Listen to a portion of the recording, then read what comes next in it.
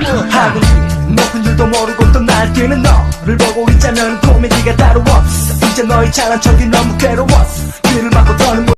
Halo guys, gimana kabar kalian? Semoga kalian baik-baik saja ya di sana. Nah, kali ini saya Nur Sofia Munawaroh dan rekan saya yaitu Ida Aini Fitriah akan menjelaskan sedikit tentang pesantren.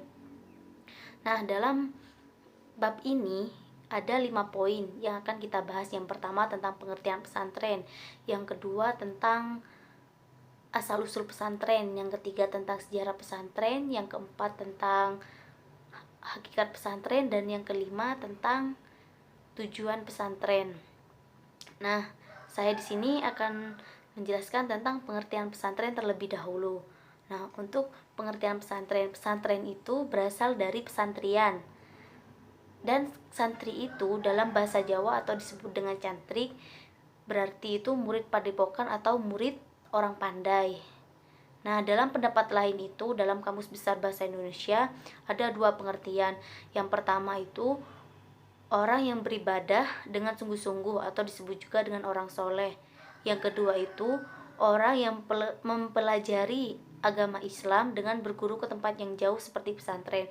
Nah, dalam kata lain sendiri itu, santri itu berasal dari bahasa Tamil, yang berarti orang yang tinggal di sebuah rumah atau lembaga keagamaan. Nah, menurut asal katanya itu, santri itu kan berasal dari pesantrian yang mendapat awalan pe dan akhiran an. Nah, jadi dengan demikian itu pesantren itu menunjukkan tempat.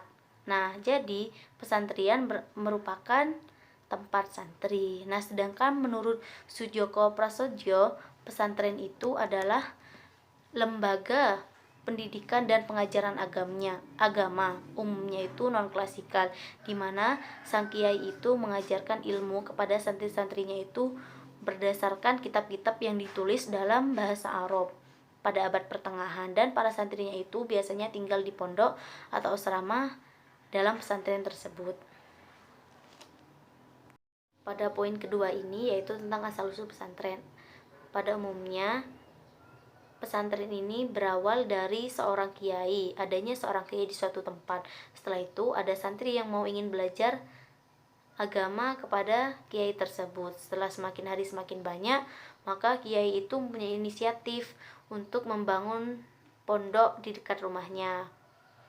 Pada zaman dahulu itu, kiai itu hanya mengajarkan bagaimana si santri itu bisa memahami dan mengamalkan ilmunya itu sesuai dengan syariat Islam.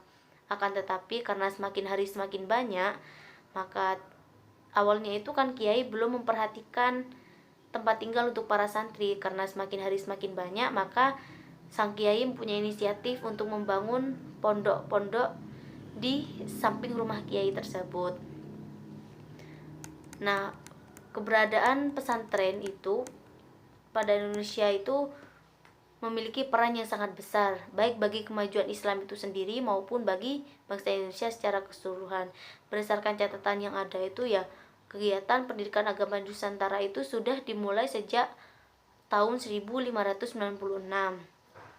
Nah, kegiatan agama inilah yang kemudian dikenal dengan nama pondok pesantren. Pesantren adalah sebuah lembaga pendidikan tradisional khas Indonesia. Menurut Samaksyari, istilah pondok pesantren itu mulai mendapat popularitasnya itu pada abad ke-20. Pusat pesantren yang ada di Jawa dan Madura itu lebih dikenal dengan nama pondok atau tempat tinggal yang dibuat dari bambu, atau berasal dari bahasa Arab punduk yang berarti hotel atau asrama.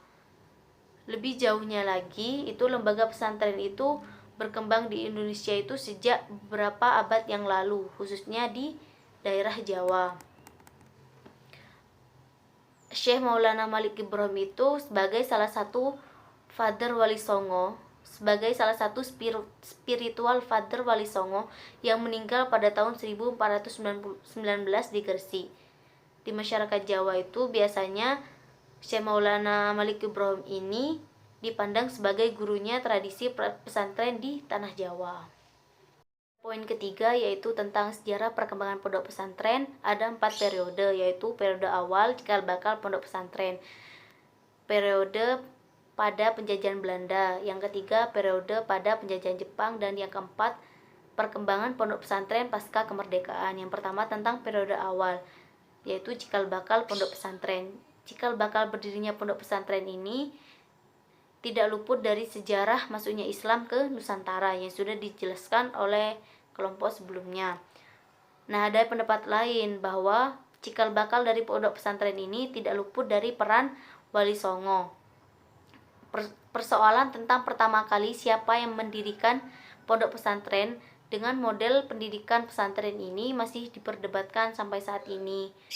Ada yang mengatakan bahwa Syekh Maulana Malik Ibrahim itu sebagai pendiri pertama pesantren di Nusantara. Ada juga yang mengatakan bahwa Sunan Ampel sebagai pendiri pertama. Ada juga yang menyebutkan kalau Sunan Gunung Jati itu atau Syekh Syarif Hidayatullah sebagai pendiri pertama pesantren di Indonesia.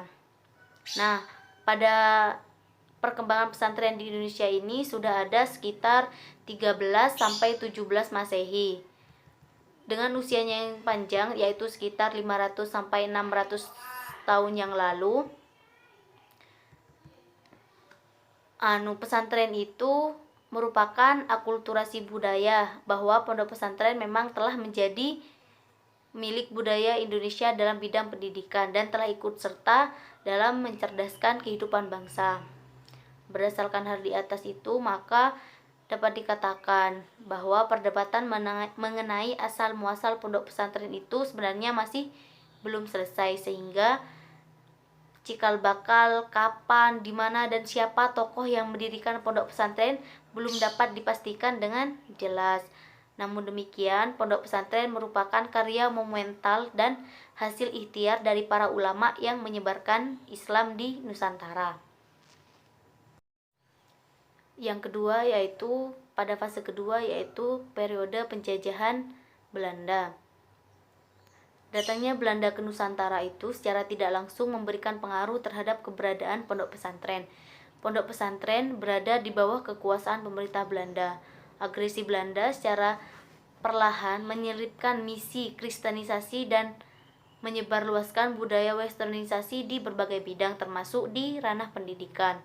Nah, pada fase ini pemerintah itu membuat sebuah regulasi, kebijakan, dan aturan-aturan yang tujuannya itu untuk menghambat pertumbuhan dan perkembangan pesantren. Argumentasi yang digunakan pemerintah kolonial Belanda untuk menyingkirkan pendidikan pondok pesantren yang sudah terlanjur mendapat tempat di hati rakyat adalah dengan cara menyebarkan opini negatif. Jadi, pemerintah kolonial Belanda itu menyebarkan opini negatif. Dan Belanda itu menganggap bahwa pendidikan yang sudah ada atau pendidikan pesantren itu tidak relevan dan tidak membantu pemerintah Belanda dalam misi kolonialisme. Nah, selain itu, Belanda juga merasa khawatir akan kebermunculan gerakan nasionalisme Islamisme dengan munculnya persatuan pondok pesantren dan lembaga organisasi pendidikan. Karena Belanda itu takut kalau rakyat, khususnya pondok pesantren itu melakukan reaksi dan protes terhadap perkembangan agama Kristen yang ada di Nusantara. Karena takut, maka pemerintah Belanda itu menempatkan seorang penasehat khusus yaitu Snok Horgonje. Ia diberikan tugas untuk menyelidiki kegiatan jamaah haji di Indonesia yang ada di Mekah.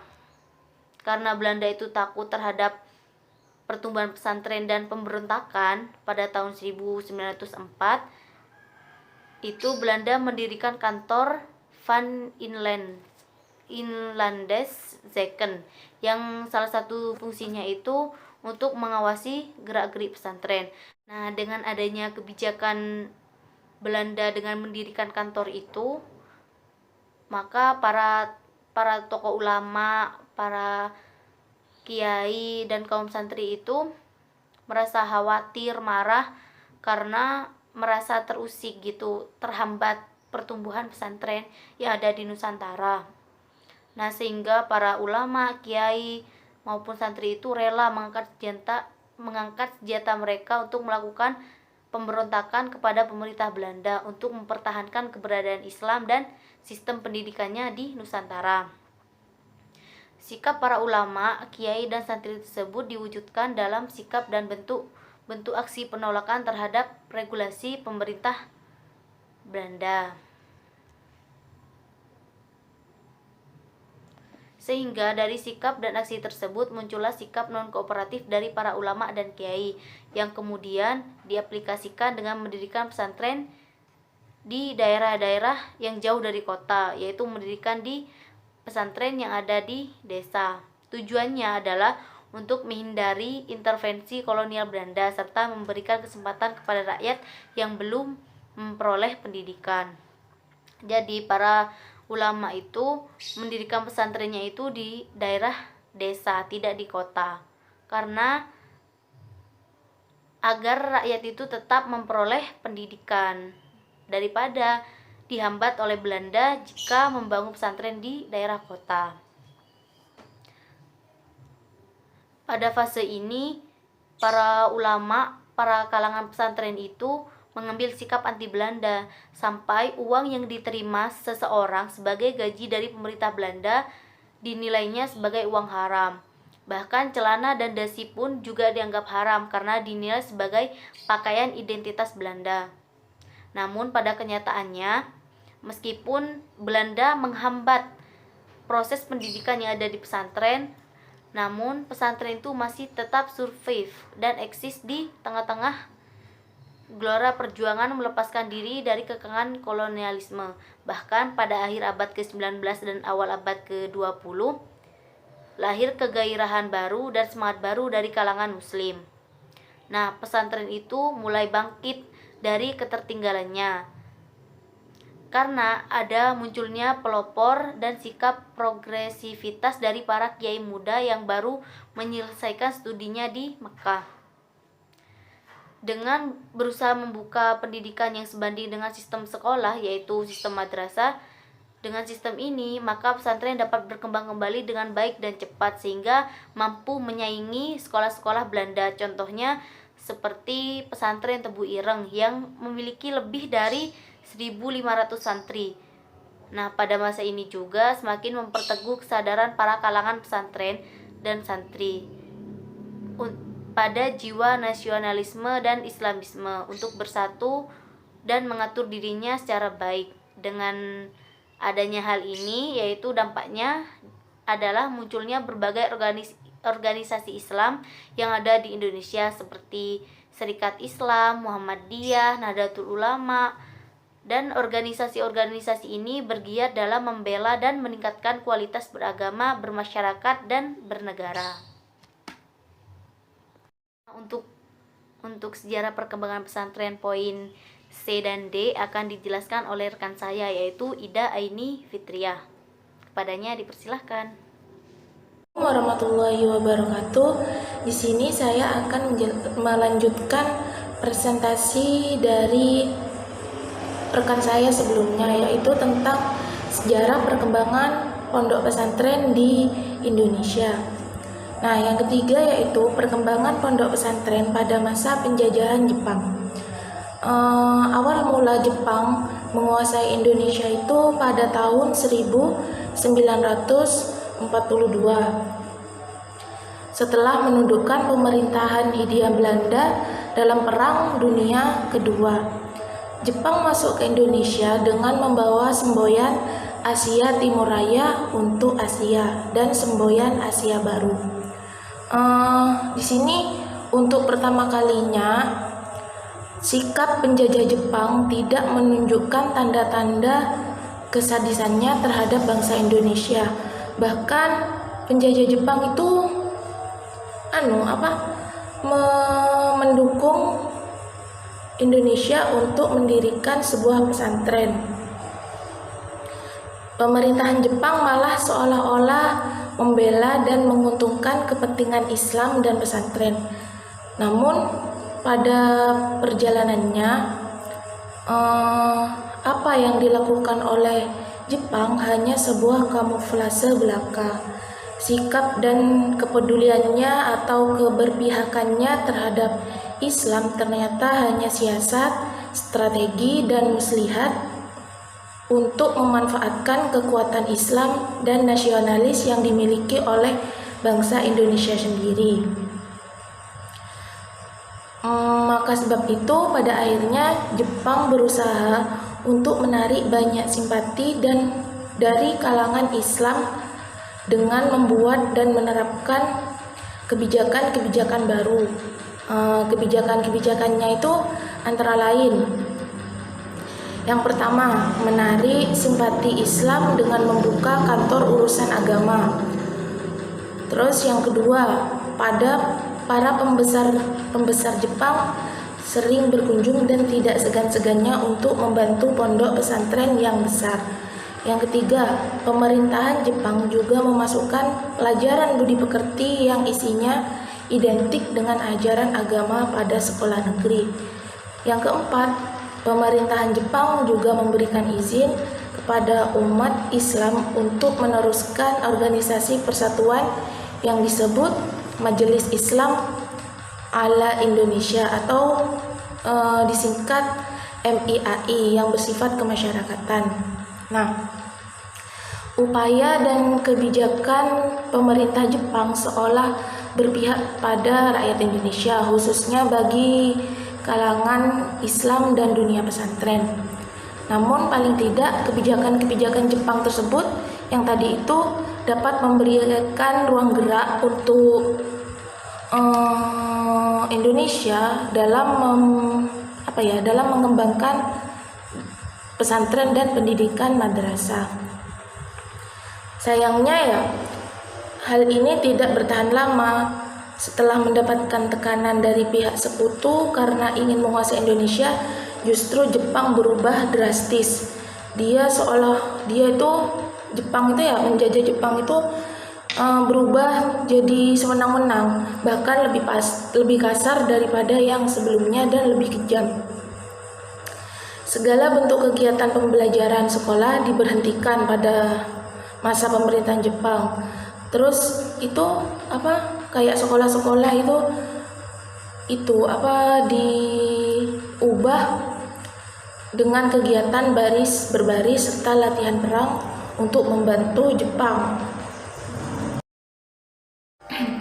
Yang keempat yaitu perkembangan pesantren pasca kemerdekaan.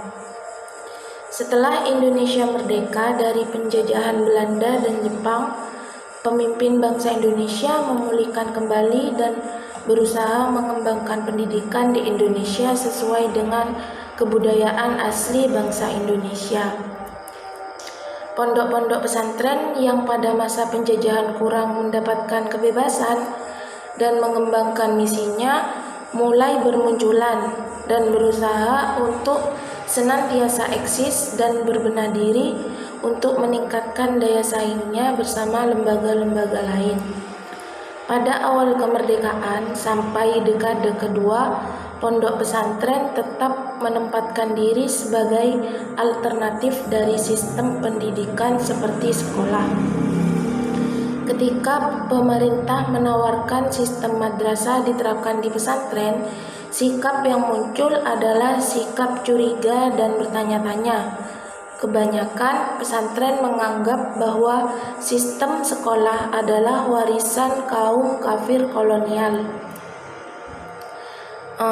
Sebuah jargon yang sangat populer di kalangan pesantren pada waktu itu adalah barang siapa yang menyerupai sebuah kaum, maka mereka termasuk bagian dari kaum tersebut. Nah, semboyan ini jargon ini yang dijadikan pegangan oleh pesantren pada waktu itu. Baru memasuki tahun 1970-an, pesantren mengalami perubahan yang signifikan.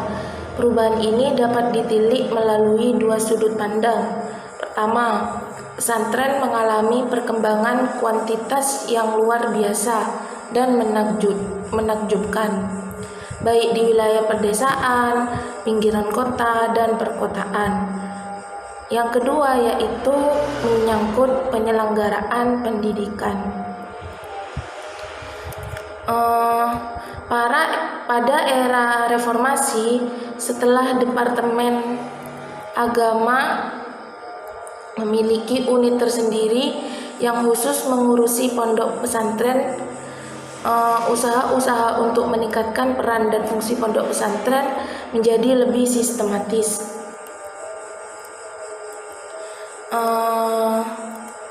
Terus pondok pesantren pada masa ini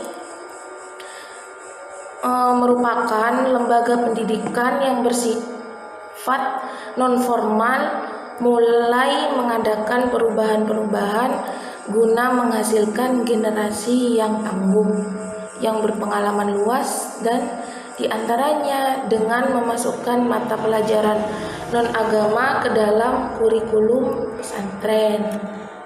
Pondok pesantren pada masa ini yang merupakan lembaga pendidikan yang bersifat non-formal mulai mengadakan perubahan-perubahan guna menghasilkan generasi-generasi yang tangguh yang berpengalaman luas, diantaranya dengan memasukkan mata pelajaran non-agama ke dalam kurikulum pesantren. Sebagian juga ada yang memasukkan pelajaran bahasa asing ke dalam kurikulum wajib di pondok pesantren.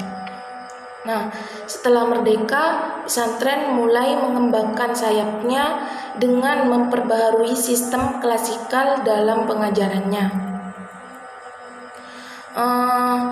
Pondok pesantren mulai membuka diri dari berbagai masukan dan kritikan yang bersifat membangun dan tidak menyimpang dari agama Islam, sehingga pembaharuan di sana-sini terus dilakukan oleh pesantren.